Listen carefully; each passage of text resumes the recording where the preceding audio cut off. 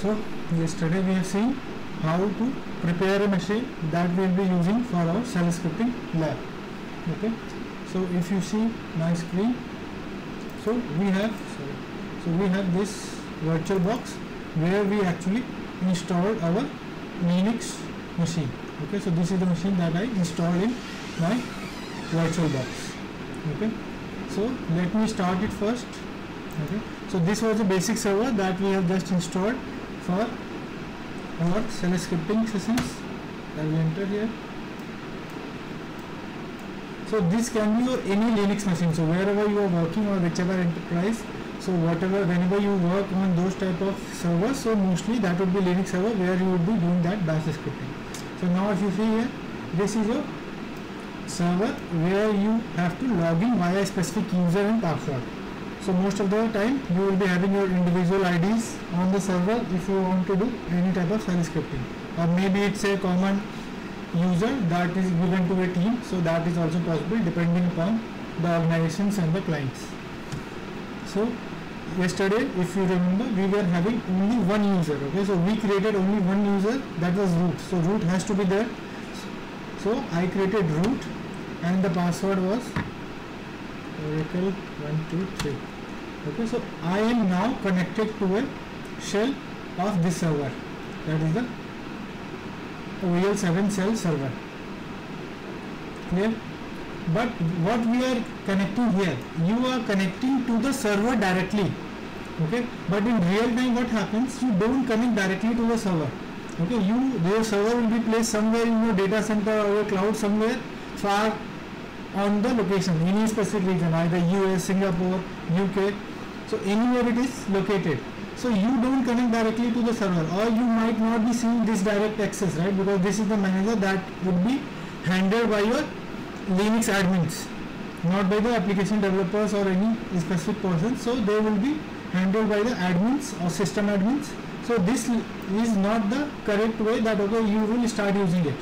So that's why what we use yesterday, if you remember, let me open the document.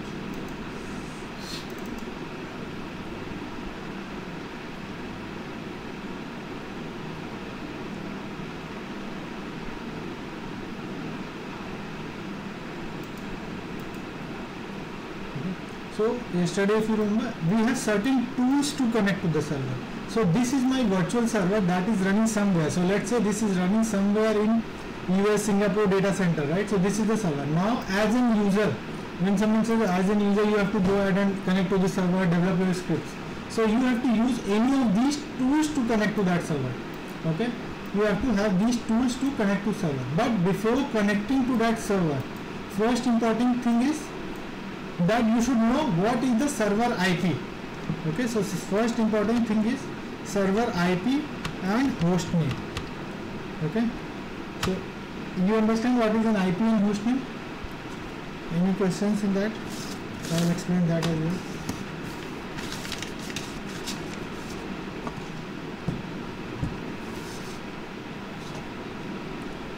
Yes. No, normally, generally I am asking what do you refer by a server IP or host name? In general terms I was asking. Okay, so what happens whenever there is a system, or you can simply say any specific laptop or your desktop, anything, when you connect, you have to connect via some network, right? You will connect via network, either it would be on WAN or LAN, right? You connect your Ethernet cable or you connect via some Wi-Fi, right? So as soon as you connect, what it goes to that network. But to make sure that I have an identity, that system has an identity on the network, for that specific reason you will need a IP address of that system. Okay, so that IP address is the identity of that system in the network.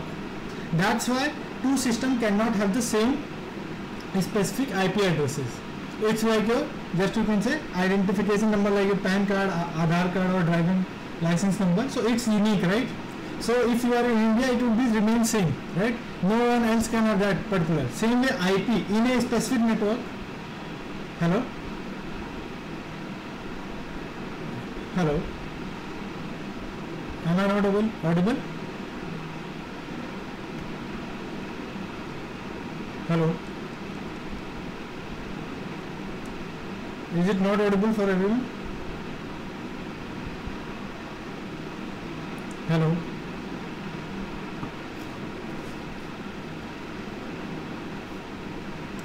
Others can hear me? Or I am not audible at all? Rajesh?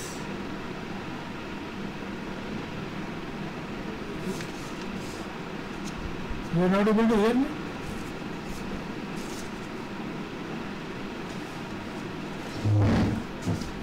No. I am disconnected. Hello? Hello?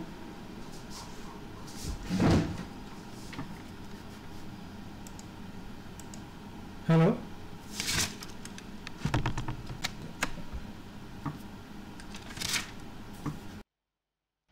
Hello. Yeah, now is it visible? Okay. I was able to hear you guys. I don't know why microphone was not detecting. Okay, sorry. So I was telling, so for a particular system or a particular specific desktop, laptop or your servers to be present on the network, it has to be having a specific IP address to be present in that network. So IP address will always be unique in a network. So in your organization, if a particular system is having a particular IP, it cannot be aligned to some other specific system in the same network. So in the same network, you cannot have multiple IPs. Okay, same IPs. So you have to have an IP. So every server, whatever server you are placed or whatever server you are connecting, whether it's on cloud or on your internal network, on your organization's network, it will always be having an IP address. Okay, and that IP address are normally mapped with a host name, because IP addresses are not easy to remember, right? If you remember yesterday I gave you something like 192.168.56.71, right? This IP have given, but if you have multiple systems in your network, let's say 50 60 systems, right?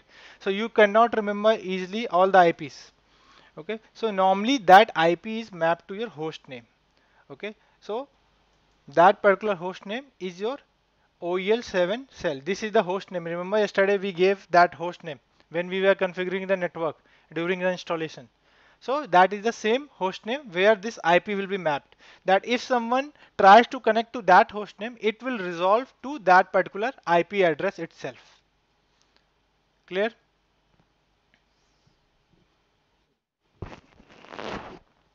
Okay. Okay. Just a second. Let me show you first. Okay. Okay, so yesterday I told you, then let's say for now, just remember we have this IP, right? This is my system in the network and this is the IP address, correct? This much is clear?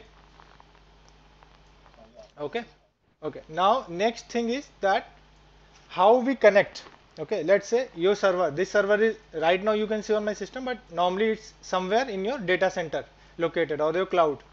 Now to connect to this system, you have to have multiple tools like Putty terminal. Okay, so what I will do, I will show Putty also how it goes. Okay, just a second here it would be.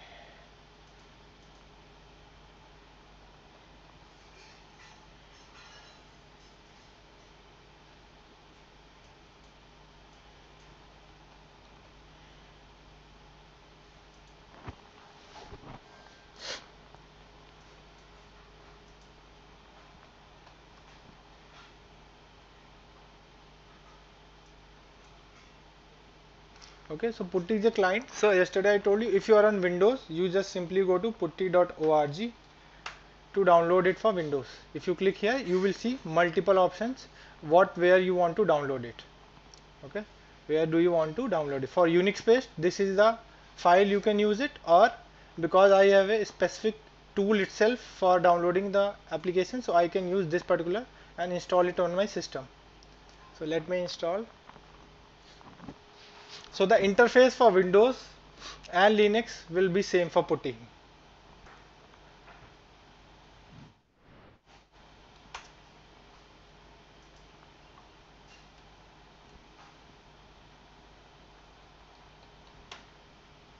Okay, so let it install. Apart from putty, you can also use a tool called as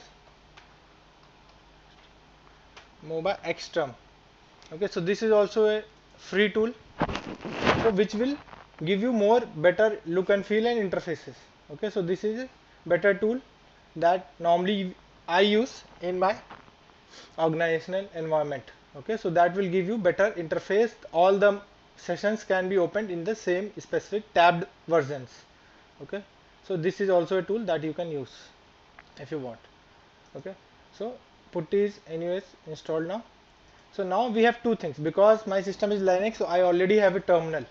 Okay, so what I can do, I can open my terminal.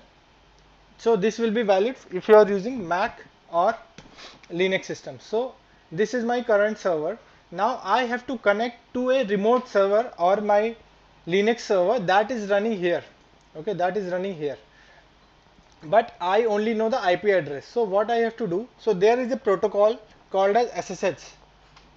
Okay, so this SSH protocol is used for connecting to your Linux boxes. Okay, so if you have heard of SSH or Telnet earlier, okay, so SSH and Telnet are two different protocols, but Telnet protocol is not a secured protocol.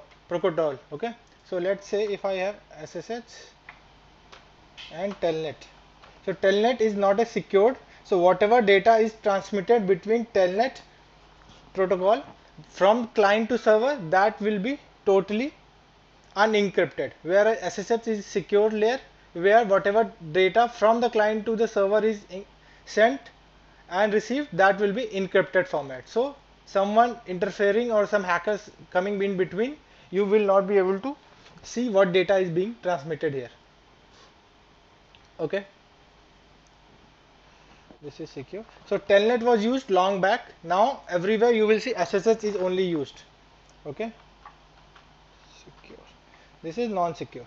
Okay, now when you are doing it here, now so first thing I have to know SSH. Okay, I am going to do SSH. So this SSH is installed. Normally on your Linux systems or your Mac, both places SSH would be installed and it would be available.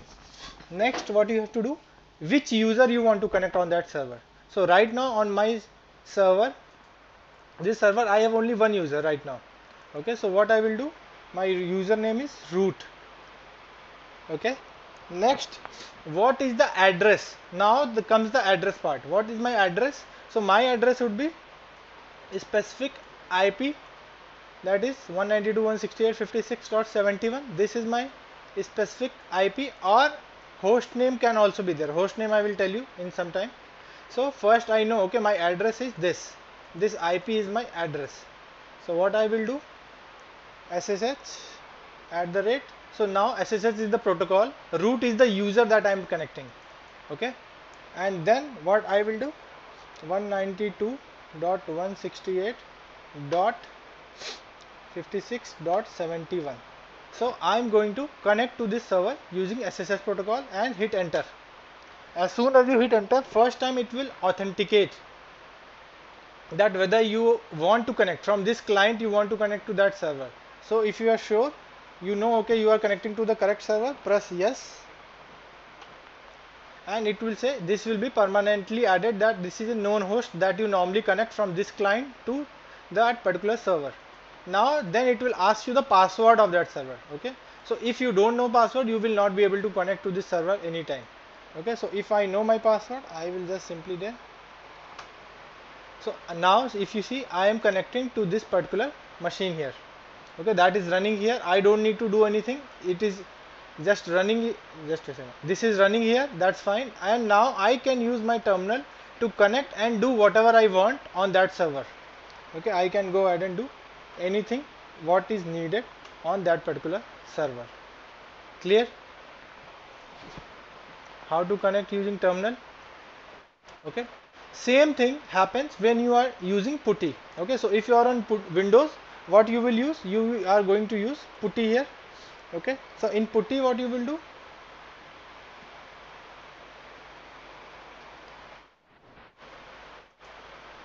pardon, yes, so see here again same thing, what SSH protocol I was typing here, it's already selected. Okay, so it will connect to your port 22. So this is the SSH port, default port numbers. Okay, so this is the default port for SSH, and you just have to put your IP address here. Okay, so what you will do, 192.168.56.71. Okay, so now you are connecting.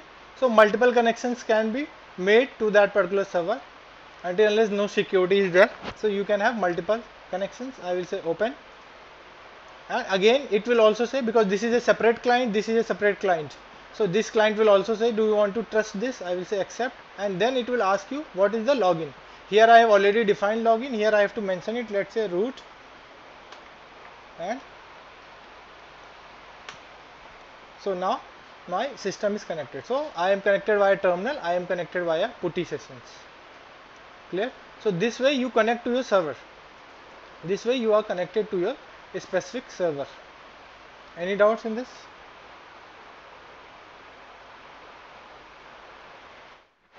Okay, so you connect to this server. Now the same concept, so I will use mostly terminal, but you can, any doubts for PuTTY you can ask me. So I will be using here terminal. So right now what we have done, we have just used the IP address. Okay, so IP address might be confusing many times, you don't remember. So normally what I prefer, I will exit from here. Okay, and what I will say, I can map this IP address to a particular name, that where I want to connect. Okay, with what name I want to connect. So what I will do, there is a file. If you are on Windows,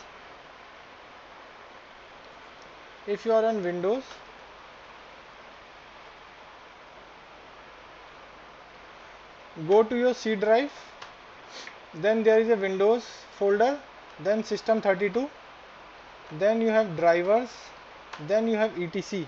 There is a file called as host file, where you have to make entry. And if you are Linux, if you are on Linux or Mac, what you will do, you have to use a file called as etc hosts.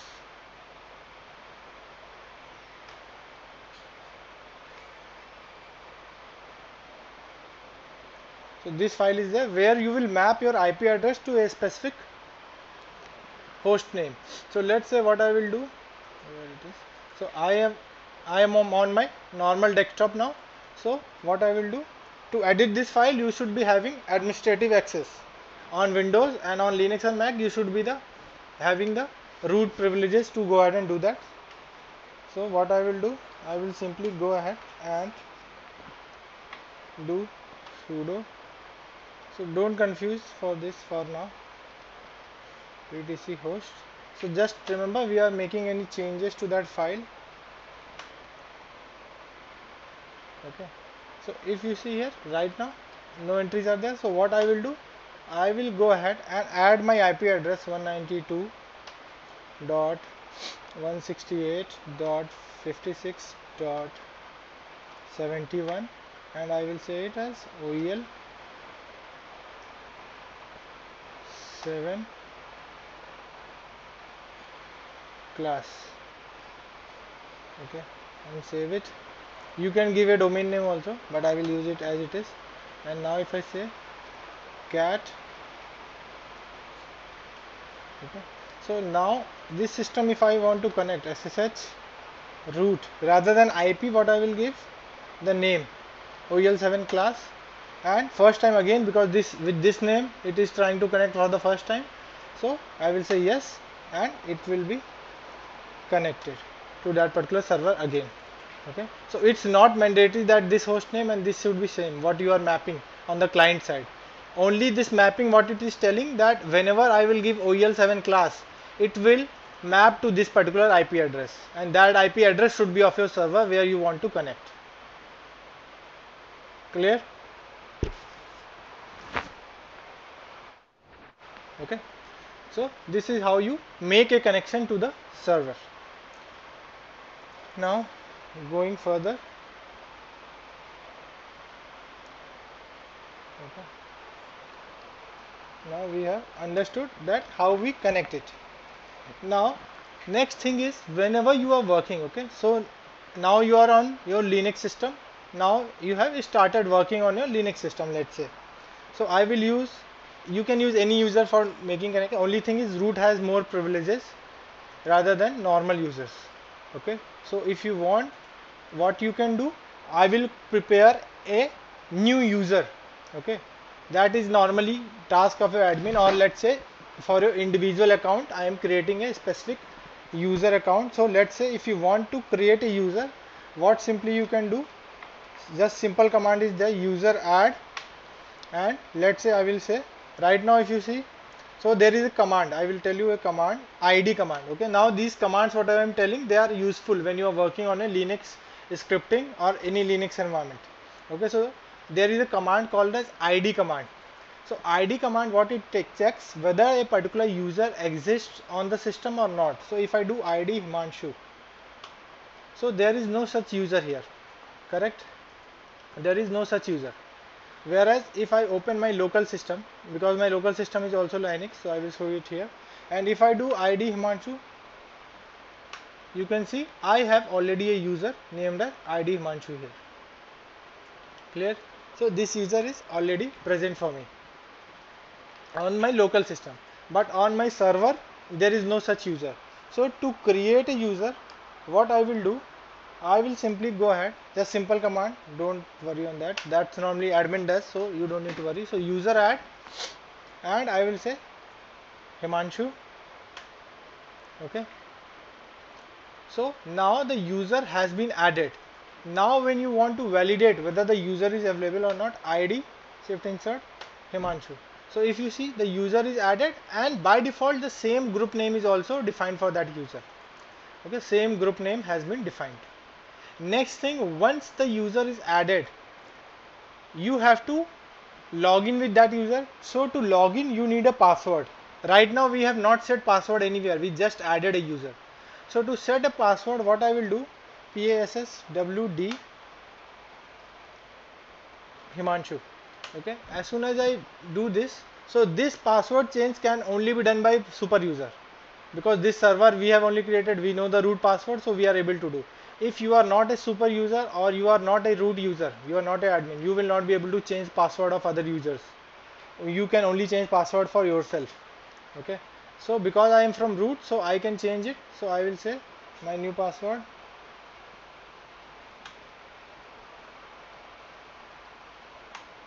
Okay, so see, all password tokens are updated successfully. So now I have successfully created a user here. So what I will do, now I will connect to the server using my user account. So cat/etc host, what name I have. Okay, so OEL7 class. So what I will do, SSH. So there are two things. Remember earlier what I gave, root @ and the address of the server. So if my connected user is also Himanshu, and the user on the server also I want to connect as Himanshu, so even if you don't give Himanshu @ it will work. So if I just directly give, if I directly give my OEL7 class SSH, so you will see it automatically tries to connect with the same user what on the terminal it is connected with. Okay, this is only will be happening for the terminal if you are using, you are on Linux or Mac. For putty anyways it will ask you, so for putty you don't have that option, but for this one you can simply define it here. You don't need to mention the username, and I will connect. Clear?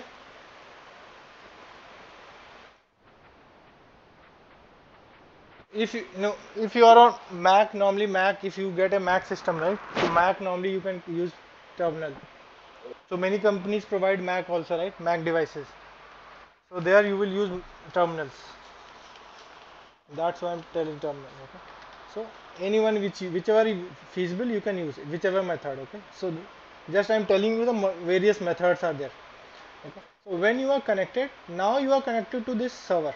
Now whatever we will do on this particular user. Okay, so every user has a home account. Okay, so remember, now it's important, everything what we will be discussing will be used in shell scripting. Okay, now every user will have its own home directory.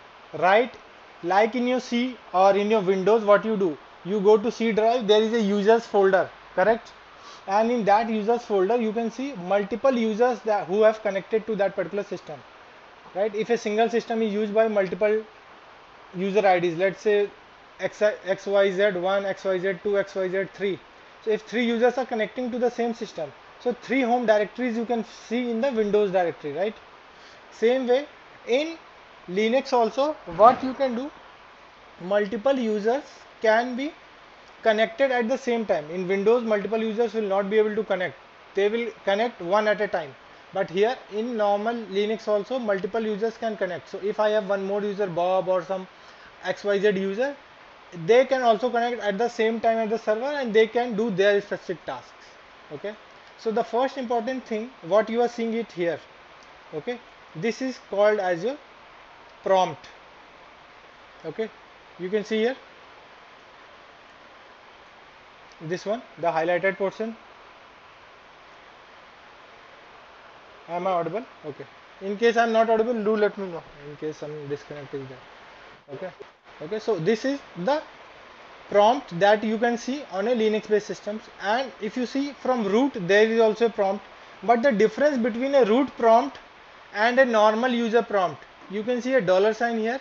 Here you can see a hash sign. Okay. So this is important. Okay. So hash sign means you are connected via root. So whenever you will connect via root, the prompt will has a hash sign. Whereas whenever you will connect via normal user, it will always be having a dollar sign in the prompt. Clear? So many places if you will see some commands that they want you to run a command. So if before command there is a dollar sign, that means that command can be run by a individual or normal user as well. But if there is something as hash, that means that command will be executed by the root user only. Okay. So this is important. Then next thing what you have, you will see in brackets, what we first thing we are defining is username. So this is the user who is connected right now. Root, Himanshu. So these are the users who are connected right now in your system. So this first is the user, then @ then will be your host name. What is my host name? So this is my host name, OEL7 shell, and then this particular sign is called as tilde sign. Okay, this is tilde sign. Okay, so this sign is called as tilde, and this denotes that the user is in its home directory. Clear?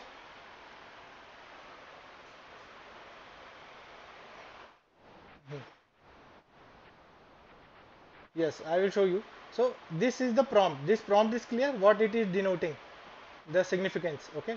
Now this is the prompt. Every user will get a prompt unless you don't disable it. Okay. How to disable or change it, that I will tell you later. But that is also possible. But normal users, you will always see this prompt. Now with this prompt, or you can customize it. You can add time. You can add multiple things here, depending what you want to do with this terminal.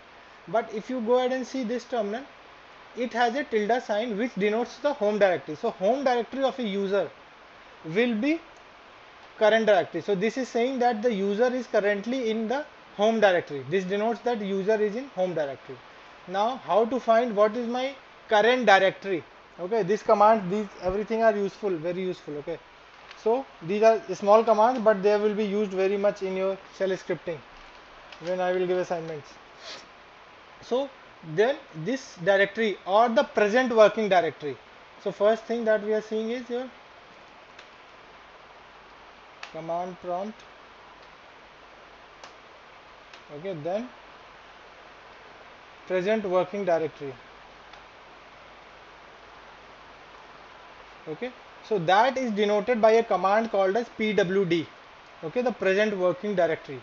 So if you want to know where you are actually located, so what you have to do, pwd. So this will say, okay, the home directory of the user is /home/Himanshu. Getting this? So this will always be your home directory of the user. Okay. Now from here, then we will go. Now if you see, the home directory of the user is /home/Himanshu. any user will, all the directory will be something. Let's say I create a user Bob, so the home directory of Bob would be by default /home/bob. Okay, that will be created automatically when the user is created. So that will the home directory of that particular user. So whenever someone does tilde means it is the home directory of the user. Okay,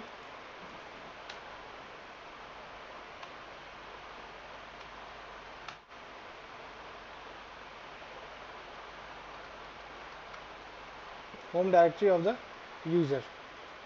Now in Linux, if you see, all the paths will start something like // okay. So what yesterday we have seen, so what I will do, there is something like in your Windows you have a C drive, right? You have a C drive. So C drive, why it is there? Because the main Windows installation normally is done on your C drive only, correct? And then you can have multiple disks, multiple partitions and multiple drives, but the main important Windows operating system is installed on your C drive, correct? So that is your main base path. Even if you don't want DE, but still you will need a one partition, that is your C drive. Same way in Linux you will have a base directory that is called as root. So don't confuse with the user root, and this is also / is also called root, but this is a directory specific and this is a user. Okay, the term is same, but don't get confused with that. This is called the root directory or the main directory tree where it starts. Okay, that is the main directory tree from where the system will start. Clear? Okay, so if I enter, as soon as you see my path has changed here. I am no more at the tilde or the home directory of root user. Now I have moved it to where / that is the root directory of the whole system. Now if you do pwd, you will see it is at the root directory, correct? Getting it? So everything will start after this root only, this path. So I am referring to path, not to the user root. I am referring to the path root, that everything now, whatever directory you will create, whatever file, whatever scripts you will be creating, everything will be having a path starting with root.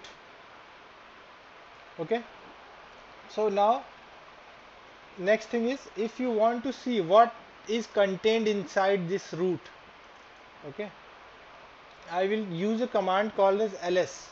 Okay, ls command is used for listing of the files and directories in that particular path, with path you are currently. So I am currently at the root file system. I will hit enter. So ls. So now you can see all my directories whichever are required for my system are present here. Okay, no other directories I have created. So these are the standard directories that come along with my Linux systems. So if you remember right now what I have shown, /home/Himanshu. So what it tells, that the path starts with root, then in root you can see there is a directory home, correct? Getting it right? So if I go here cd/, so now what I will do, home, I am already at a directory path called as /. Now next what I will do, cd home. So what I am doing, cd is a command for changing directory. Okay, this is called as change directory.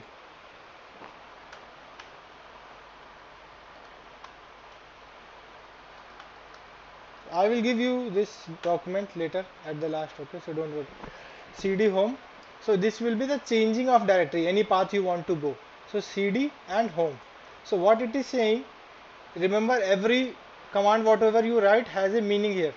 So what it is saying, whatever is my current path, from there go to the home directory if that directory is there. So if I hit enter, it will say it is at home directory. Now if I do pwd, it is where it is at the root file system, and then inside root you are inside a home directory, correct? Getting it? Now if you do ls again, so because I have only one user created right now, so I have one folder, see again Himanshu.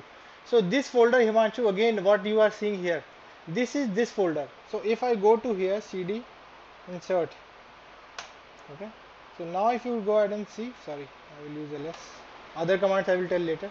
So see, now because there are no files we have created till now, so you will not see anything specific here. So everything is zero files, no data is here.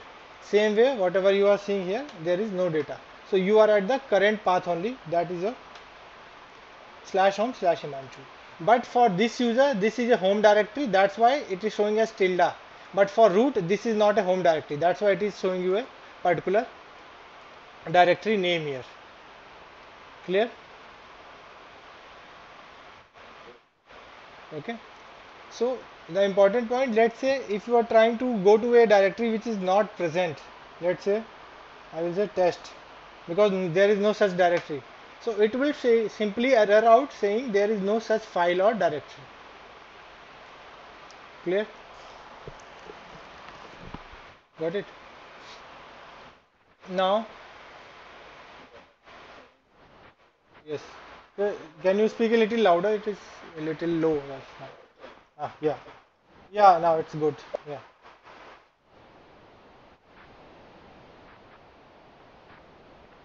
Yes. Yes.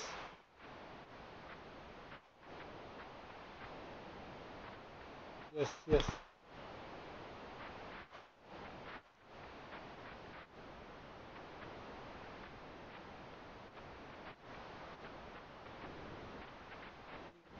No, no, no, no.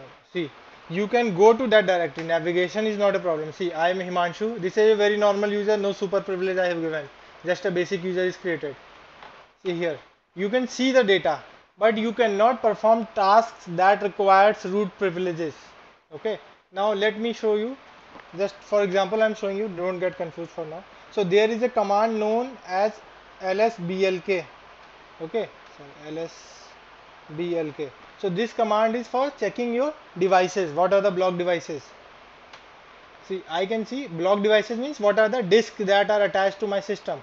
So this is the 12 GB disk. Yesterday, if you remember, when we were creating, this was a 12 GB disk that we created.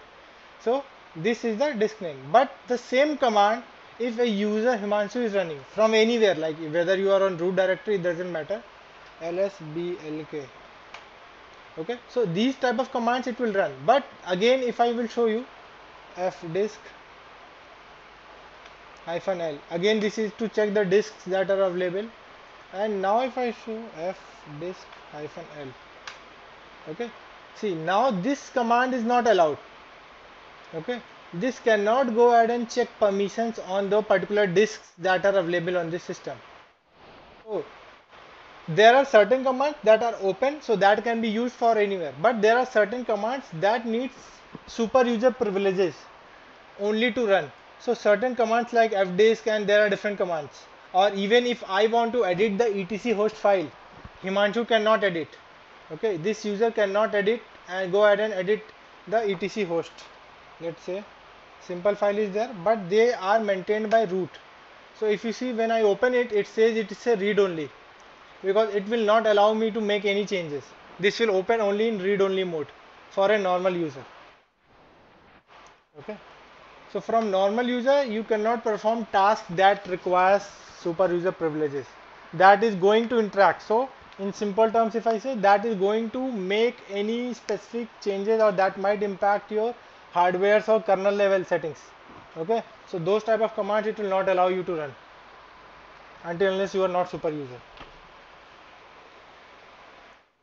Got it? So you have to make sure, I will show you how to give a privileges of sudo and everything. That is not part of shell scripting, but I will tell you, so that which command you can run as sudo privileges and everything. But for now, so now if you see, everything in, sorry, everything will start in Linux with root file system. Okay, so everything will start with a root file system in Linux. All the parts will begin from here. Now with the same concept, I will use these two things together, this root file system and cd together. So we will cover that. for that what we have a concept called as absolute.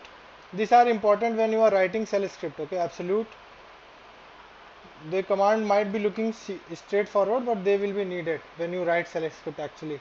Absolute and relative paths, sorry. Okay, so you have two things, absolute path and relative path. Now see what's the difference between them. Okay, so now if you, actually I will show you here, it's bigger. So now if you see, I just type cd and enter. I have not given any path, right? I have not given anything, any parameter after that particular command, right? But where it took me to home directory. Okay, if I do cd again, it will take me to home directory. From wherever I am, I just type cd, it will take me to the home directory of that user. Okay, so if you just run cd command, it will take you to the home directory of that particular user. Okay, even if you are from Himanshu, I am at root directory. If I do enter, I am at my home directory of the user, that is home/Himanshu. Clear? And now with cd there is two important things. If you see right now, there is nothing in my folder directory structure, correct?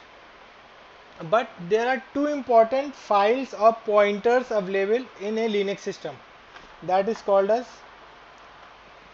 how to check that, ls-la. So now you can see these two pointers, these are important. If you see these two pointers, dot and dot dot, forget these files, we will talk about later, but these two are important, dot and dot dot. Okay, so what does the dot pointer represents and what does the dot dot pointer represent?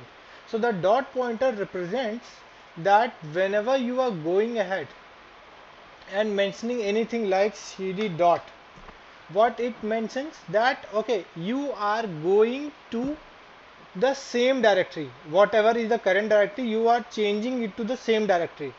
So if I hit and dot, so I will be going to the same directory where I was previously present. Okay, but it is taking an action. Okay, don't think it is not doing anything. cd dot, it is at the same directory, but what it is doing, it is taking dot as the present working directory and navigating to that location. Okay, getting it? Hello? Okay. Dot dot we will come. Okay, so dot means it will take you to the present working directory. So remember the word take you. Okay, cd dot will take you, it's not doing anything. Like many people get confused that, okay, it has not done anything, I did cd dot, again the same home directory, here also it was showing, here also, so what's the difference? But it has actually done an action. Okay, an action was performed to navigate to change the directory to /home/Himanshu. Okay, now next is cd dot dot. Dot dot means every folder will have a pointer to its parent folder. Okay, who was my parent folder? So in this case, who was the parent folder of Himanshu folder?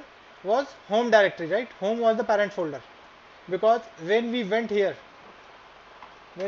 cd home, see, the parent folder of Himanshu is home directory, correct? So the parent folder would be here cd dot dot. So when I do cd dot dot, where it will take me? It will take me to the home directory. See, home, pwd, I am at /home, which is the parent directory of that. If again I do cd dot dot, so home's parent directory is who? Root file system, top level. So I will add the root file system here. If I again do it, there is no parent above the root, so it will not go anywhere. It will be at the same, right? It will be at the same location, but it will take an action, but it will be at the same location itself, because there is no parent other than the root, because this is the top level directory structure. Clear? Okay, so cd dot dot are important when you are navigating. Okay, this I will tell you just now how they will be used in real time actually. So cd dot dot dot, okay, fine. Now apart from these, there are few more So take to pwd, then cd dot dot will take you to parent. Then what you have, something called a cd tilde and cd dash. Okay, so cd tilde, as the name denotes, I will show you also, it will take to user home directory. Okay, it will take you to the user home directory, whereas cd dash, sorry, cd dash, what it will do, it will take you to the last working directory. There is a difference between both. Okay, parent is different thing and last working directory is different, so don't get confused with cd dot dot and cd dash. Okay, now how it is used, again I will show you. So I will show with root. Let's say I will go cd, so as I told, cd will by default take you to the home directory.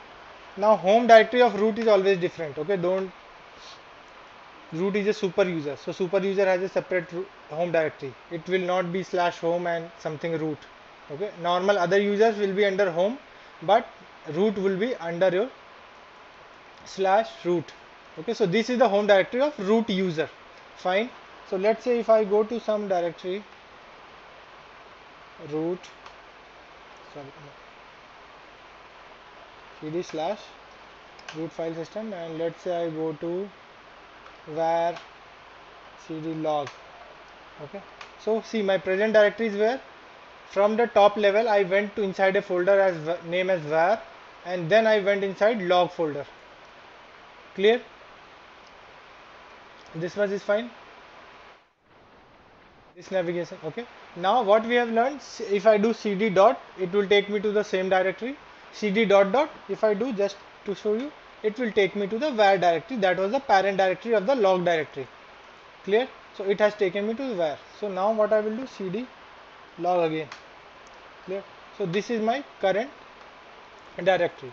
Now what the cd tilde will do, it will automatically take you to the home directory of the user you are connected with.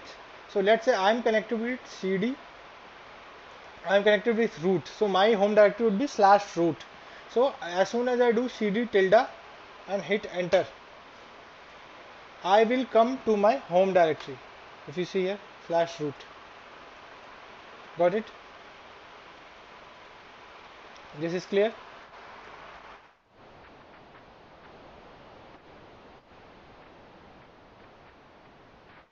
It's the same, but when you will use scripts, right, that time just cd will not actually know. That's why I will come to that relative and absolute path. Before that, that's why I'm telling this, because this is will come in that. Now if you see it here, I have come to a home directory, but I will want, okay, I want to go back to my or previous path, that was var log. Okay, so you have multiple options to do that. What you can do, you can copy it here, paste it here, you can do via this, right? This will take you to the last working directory, current. Then you can do cd slash, then you will do cd var, then do cd log. So 3 steps you will do. You will go back to your var slash log, correct? Now simple method to avoid everything, just do cd hyphen. Okay, what it will do, it will take you to the last working directory. Hit enter.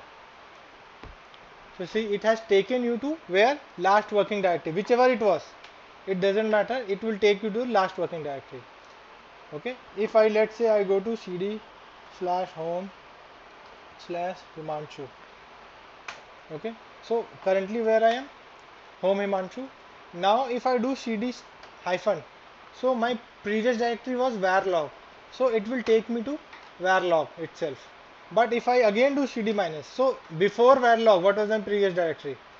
Home Himanshu. It will take back me to home Himanshu. Clear? Okay. Now this is how your cd is navigating, how the file system navigation is working there. Now how this is related with your absolute and relative paths.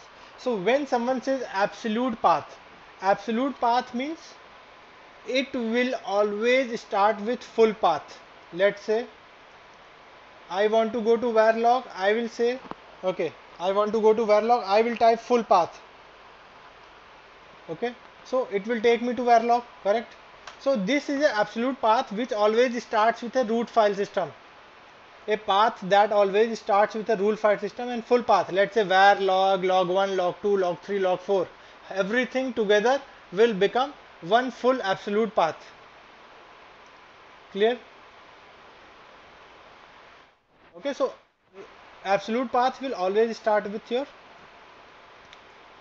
root file system and then the whole path. So it will be totally full path. Okay, but the relative path will be in relation with your current path. So you don't want, okay, I don't want to go to file system and do or everything. So a better way, let's say I want to go to home Himanshu. So how I can do it using a relative path? So relative path, if I know what I have learnt till now, that okay, I am at varlog, fine. Now I know slash home slash Himanshu is there, but where it is? It is in root file system. Okay, so how can I reach till the root file system in one command using the relative path wherever I am currently? So what I can do, if I do cd dot dot, what will happen? It will go to the parent directory. So the parent directory will be var, correct? If I do cd dot dot here, where it will take me? Var, right? And then if I put a slash again and then do one more dot dot, that means it will take me to two parent directory up. So now log parent directory was var and var parent directory was root, right? So now if I do this much, where it will take me? It will take me to the root file system. Clear? Okay, then from here, so I see I am not giving any path from slash root or somewhere. I am just giving the path based on my current path. Then I will say, now when you have reached till here, where I have reached, till here I have reached to the root file system, correct? Next I will say go to home directory. From there I will say go to home and go to Himanshu, right? So what it is doing, it is going to parent directory, then again going to parent directory where it reached the root, and then from here I am saying go inside home and go inside Himanshu. If I hit enter, see I reach to same path, right? So this is relative path where it doesn't starts with a root file system, it starts in relation with your current path, but wherever I am currently located, based on that it will go ahead and navigate to that particular location. Clear?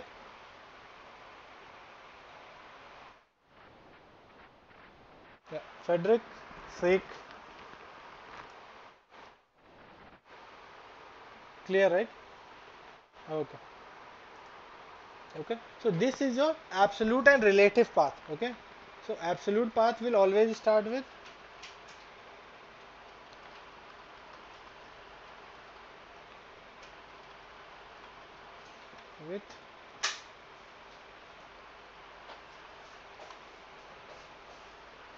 root file system and relative path will be in relation to your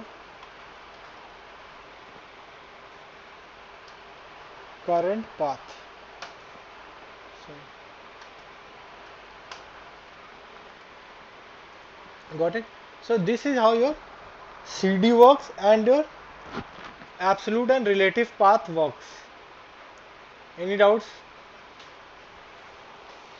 Okay, so this is very much useful whenever you are working on building scripts. Okay, because every time I don't prefer to use absolute path. Okay, you can use relative path based on where you are currently located. So whenever the script will run, it will run on based on whatever paths you have defined or which path currently you are, rather than going back till your root every time and hard coding the values. Okay, so what you were asking in the script based, if I do cd and if I do tilde, it's the same thing, but there are many times when you have to call a file which is located in the user home directory. Okay, that time you cannot use this one. Okay, for navigation this is fine, but if I want to call or read a file that is present in my, let's say I have some file. Okay, so see, this is a configuration file for installation what we have installed. So let's say I am at var log, correct? I am at different location. And now from here, if I want to go ahead and read that file directory without going ahead and going to that home directory, so what I can do, so don't confuse on the command that I'm using, we will learn those commands later. So what I will do, this is a command to read the file. So the see on the path basis, okay, what are the actually path we are using. So this path is of home directory. I'm saying go to home, and in home what you have to read, you have to read a file called as anaconda ks.cfg. So whichever path I am, whenever I'm from root, whichever path I am anywhere in the file system, anywhere, but it will always read the file from where, from the home directory. Okay, if I hit enter, so see, it will show me all the content of that file from that particular location, that is my home directory present in the root user. Clear? Okay, so that's why cd tilde is used in your scripting parts. Okay, we will see how the environment variables we configure and everything, that time we will use it, but cd tilde is used in scripting a lot, many times. Okay, so I will stop it today.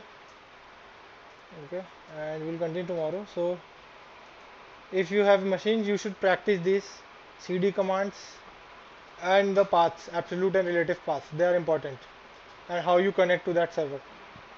Okay, okay, any doubts before we end up, wrap up?